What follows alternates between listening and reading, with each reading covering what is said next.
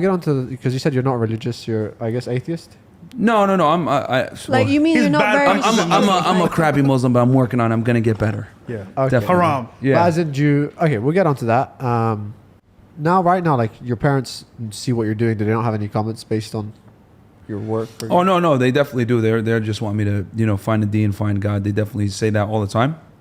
And they keep pressuring me to get a wife. And they're like, listen, if you want multiple wives, we can do that too. And I was like, hey, guys, just relax. You know what I mean? But look, you guys are all about self-improvement, right? Yeah. Don't you think it's a waste of time what you're doing? As far as, in what regard? Just multiple girlfriends? So I'll give you this, right? Time-wise and value-wise, is it worth it? Not really. However, you need the experience. Because, for example, let's say you get married early on, right? You're going to wonder to yourself, damn, why not her? Why not her? You're going to wonder in your mind. Versus if I do all this stuff now, it's out of my head. I can move forward with a clear mind. But I always say this also. Okay, I get that point of view, right? Yeah. Definitely. But also I tell myself the longer you do that, you're just kind of like postponing the time that you find that one great person. And maybe by then all the great girls are gone. But how do you choose her if you don't know what's good or not? But you know, as in, like, let's say now, when you're dating multiple, trust me, the multiple that you're getting that are accepting it, they're not the good ones anyways. Because the ones that are accepting your terms are useless girls. Let's be honest. No great woman is going to come and accept your terms. So you're basically picking multiple useless women and telling them, hey, I'm going to have multiple relationships. And they're all saying, fine, great, I'm useless. You kind of have some money. Fine, why not? It's based on value, though. Yeah, because you're picking very low value women. Trust me, if you go to like a very high value businesswoman that's going to be committed to you, she was like, all right, peace out. I make good money. Peace out. I don't want your nonsense. No, that's incorrect. And I'll tell you why. So the reason why for men, right? No, honestly, I don't think it's incorrect. But generally, like, look. Here's the thing. As a man, right? You are in charge of who you bring into your life and who you don't bring into your life. Yeah. And the thing is that most women left unchecked can be a liability and really destroy you. I'm talking about here in the West now, in the United States. Here, there's a strong family unit here in Dubai, the Middle East in general, very strong family unit. You can be pretty rest assured that if you meet a woman here, she's going to have good values. The United States is not like that. But I think you still can find that. I get it. Just because you can doesn't mean it's going to be easy. And here's the other thing too. But why should it be easy? Yeah, nothing like you guys said, why should it be easy? Because most women don't come from a two-parent household where there's a strong father figure. So what I'm saying is this. It's hard. I don't want to find it. No. I'm not saying that. What I am saying is that you need to go out there, deal with multiple girls, figure out what girls are useful, which girls are useless, and you're only going to be able to do that by getting experience and dealing with a lot of girls. However, let's say you haven't had that much experience with women, you're not that good with them. You find a girl, she's attractive, and it's like, oh my God, she gave me a blowjob. I'm going to commit to her. I get and you picked the wrong girl. No, but I get it as in, like, I get what you guys are saying. But experience with the bad ones isn't really experience. No, it's fine. I get that point of experience. But let's say you guys now, as in you feel like, hey, I'm a high value man and I'm experienced enough. Because I'm guessing you think you've had enough experience. Why are you not now trying to say, you know what? Guys, like, actually, preach your message. Guys, go out there, try, have multiple girlfriends. But eventually, down the line, you're going to have to find that one person that you want to commit with and have a great relationship. Like, I'd like if the narrative changed. Like, I get the experiment, try. You're never going to find out. But as in now that if you really believe you're high value, now say, listen, guys, after all of that, the end goal is this. But I feel like you don't have an end goal. But ultimately, does that feeling ever go away? For example, you're single, right? Why are you single? Because right now, to be honest, I'm very focused on my work. As in, like, there's no rush, right? There's no rush. There's no rush for me, and also, to be honest, I want to literally, like, if I do commit, I just want to commit, have a family. That's my end goal. I don't want to date just to date.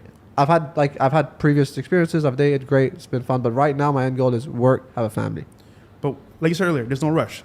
So at first, there's no rush either. However, at the same time, but as in, like, I'm not gonna block that blessing. Like, if let's say right now I'm single, and if that one great girl does come, great, I'm not blocking it. But if I have 4 or 5 girlfriends, trust me, girls are gonna see, like, all right, you know what, this guy's just a random player. See, my thing is, I want guys to be able to choose when. And the thing is that when you learn this skill set, you're able to assess when a girl is useful versus being useless. You're able to quickly get rid of those girls that aren't helpful to your life. My thing is, you're only going to be able to do that when you deal with a lot of girls. So you know, okay, this one's a good one. But how this much one's is a bad a one. lot? Like, okay, at what number of girls are you going to realize that? Well, here's the beauty with that. That's a good point. Here's the thing. We teach guys the skill set, and then they can pick after. When they want. But my thing is, I want guys to pick the girls versus them getting picked. Okay, right now. Most guys get picked by girls versus them picking the girl. Yeah. Okay, so let's say they pick the girls, like they pick it 100 times.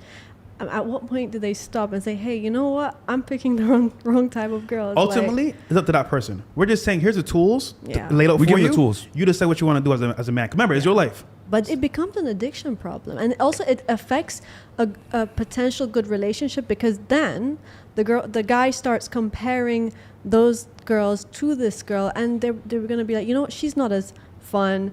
The other girls made, like, they were more entertaining, and you know, it does play mind games. It's sort of like, you know, okay, I'm curious, like, let's say people are curious about certain drugs and stuff, but you know, I gotta try it. But you know, it can eventually lead to a whole downfall in life. So you really sometimes you don't really need to experience everything in life, you know what I mean? Because it has bad side effects long term, in my opinion. Well, I understand that, but promiscuity doesn't have the same negative effects on men as it does women. And the thing is that with men, right, in today's day and age, right, in the Instagram era, in the social media era, in the era where, you know, girls nowadays are more promiscuous than ever before. Again, I'm talking about the West. Yeah, Western world. You need to be able to assess and determine which girls are worthy of a relationship, which ones aren't. And the only way you're going to be able to do that is through experience. Now, with that said, if you do find a girl that's, you know, great, etc., you're able to go ahead. This is going to be my main girl, and then if I'm going to have other girls on the side, that's fine. But when you have a main chick, it's not the same as, you know, girls that you're just having fun with. But again, that's why we teach guys the skill set, so that they can pick if they want to be monogamous or not. But the problem is this: most men are monogamous out of necessity, not because they want to be. I want guys to be, you want to be monogamous? I want it to be a conscious choice that you choose, not that the girl chooses. The problem is that most guys are like, my ball and chain, oh, happy wife, happy life. And the girl runs the relationship, and they're just doing everything they can to keep her. And that's where I have issues. You need to be the leader. You need to be the dominant. If you want to have her as your main girl, that's cool. But at any point, she up whatever, you go get another girl. And I think that genuinely think that's when women behave the best, is when you have other women in line, they get in line. But you don't believe that both the man and the woman can both be like lead equal? together? Like, I mean, like in terms of like in leading the life they have together, you know, like women also brings value to the household. I don't think she means like leader, but No, like as in they can make They're like, you know, like in powerhouses? terms of being A power like couple? CEO, So, yeah, like a power power couple, yeah, You know what exactly. I mean? The power couple dynamic is a fallacy. It doesn't Yes. really exist. There's always one leader and one No, follower. as in like, yeah, but like as in it could be a great support system and a great Yeah, leader. if you have a really good woman who really like really loves Yeah, she you and supports, is but you're there still for the you, leader. believe me, I feel like they go like there are good people out there. I'm just saying that, yes, I know we live in a really messed up world now, and like maybe within every, God knows, like 1,000 there's a good person, but I feel like we need to sort of, you know how like we said that one of the problems is the men, like Yeah. they're adding fuel to the fire, and you know the women are looking at how come, you know, all these girls are getting all the benefits, like, you know, like the type of girls, like for example, like you know, okay, I'll give you an example. I've seen men treat their side chicks better than their main wives, as well. Like, I'm telling you. Why is that? And it's sad to see that, because you know, this is a wife who has kids with this guy and beautiful kids, and then the side chick is getting all the perks in life, and she doesn't even get like 1% of what that girl gets. But I feel like if the guys start rewarding the good behaviors more, then the girls might, you know, it's sort of like realize, listen, this isn't getting anywhere, so start behaving better.